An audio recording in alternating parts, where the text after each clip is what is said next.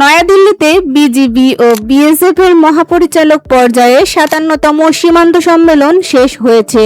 সম্মেলন শেষে কোনো যৌথ সংবাদ সম্মেলন অনুষ্ঠিত হয়নি। দুই দেশের সীমান্ত ব্যবস্থাপনা, নিরাপত্তা এবং চলমান বিভিন্ন ইস্যু নিয়ে বৈঠকে আলোচনা হয়েছে। বিশেষ করে সীমান্তে পুশ ইন নিয়ে সাম্প্রতিক উদ্বেগ আলোচনার অন্যতম গুরুত্বপূর্ণ বিষয় ছিল। বৈঠকে উভয় পক্ষ সীমান্ত এলাকায় শান্তিপূর্ণ পরিবেশ বজায় রাখার ওপর গুরুত্ব আরোপ করেছে। পাশাপাশি সীমান্তে পুশ ইনের মতো ঘটনা বন্ধে প্রয়োজনীয় পদক্ষেপ নেওয়ার প্রতিশ্রুতিও ব্যক্ত করা হয়েছে। বাংলাদেশ ও ভারতের মধ্যে সীমান্ত সহযোগিতা জোরদার এবং পারস্পরিক সমন্বয় বৃদ্ধির বিষয়েও আলোচনা হয়েছে বলে সংশ্লিষ্ট সূত্র জানিয়েছে। বর্তমানে সীমান্ত পরিস্থিতি নিয়ে দুই দেশের মধ্যে যোগাযোগ অব্যাহত রয়েছে।